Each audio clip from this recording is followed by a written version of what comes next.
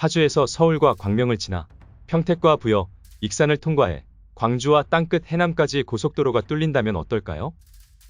꿈같은 이야기 같지만 전라남도 완도와 해남에서 서울을 통과해 파주 문산까지 총 연장 414km에 달하는 남북 이축 고속도로 노선이 계획에 따라 속속 개통을 앞두고 있습니다.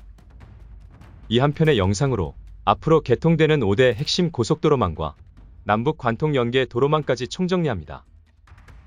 먼저 평택에서 파주를 이어주는 고속도로망입니다. 평택-파주고속도로는 남북이축 도로에 해당하는 고속국도이자 평택에서 문산까지 총 연장 112.8km에 달하는 고속국도 17호선의 일부분에 해당하는 노선입니다.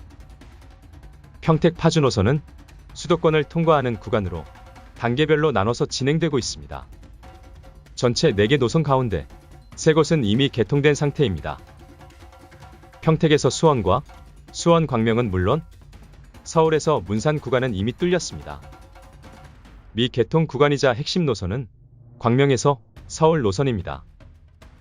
광명-서울 고속도로는 경기도 광명시 가학동 일대에서 서울시 강서구 방화동을 연결하는 총 연장 20.2km의 고속도로 노선으로 2027년 개통을 목표로 공사가 한창입니다. 이 노선은 광명시 가학IC에서 시작해 광명 JCT를 거쳐 동부천 IC를 통과합니다. 광명-서울 고속도로는 부천과 광명, 강서 등 수도권 서부 지역 주민의 교통난 해소에 크게 기여할 수 있는 주요 노선인 만큼 조속한 건설이 필요합니다. 출퇴근길 상습 정체 구간인 서부간선도로의 교통량을 분담할 뿐 아니라 아래로는 수원-광명고속도로, 위로는 지난 2020년 개통한 서울-문산 고속도로와 연계돼 수도권 서남부 지역을 연계하는 노선으로 역할을 하게 됩니다. 기점인 광명시 가학IC로부터 시작된 노선은 광명 JCT와 동부천 IC, 강서 IC를 지나 88JCT까지 연결되기 때문입니다. 이처럼 광명-서울 고속도로는 수도권 서부 지역에 거주하는 주민들의 교통난을 해결하는 데 필수적인 노선입니다.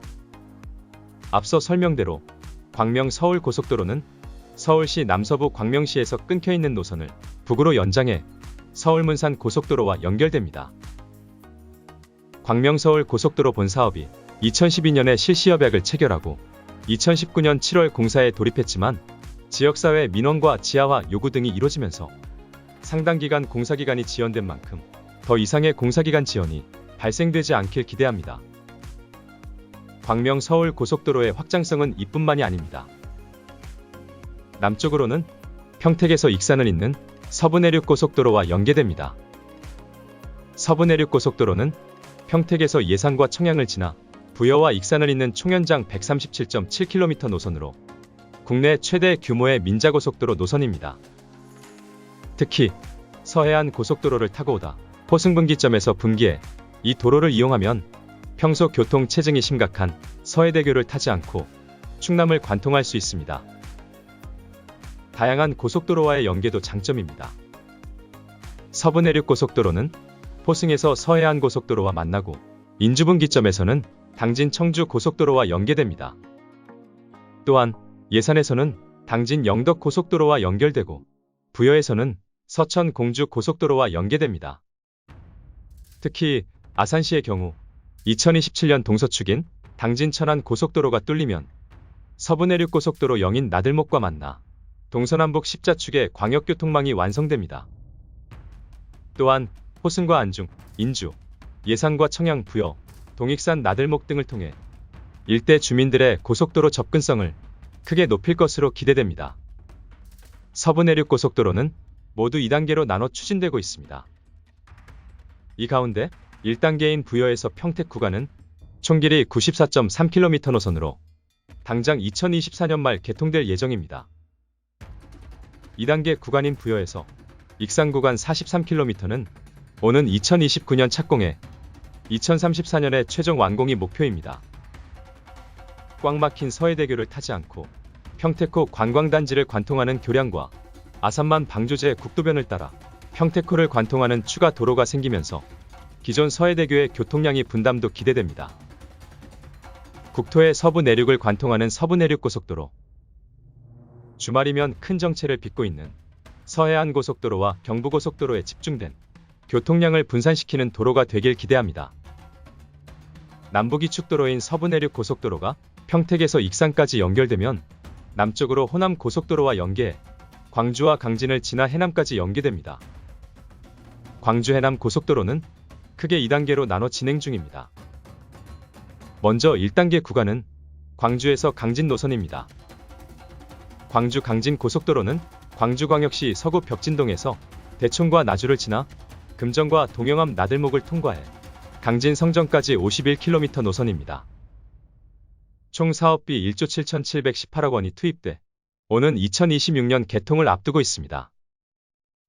특히 강진군에서는 강진 분기점을 통해 영암 순천을 잇는 남해고속도로와도 연계됩니다. 2024년 8월 예타를 통과한 2단계 구간은 강진 성전에서 완도 접경지역인 해남 남창까지 총 연장 38.9km 노선으로 2028년 착공이 목표입니다.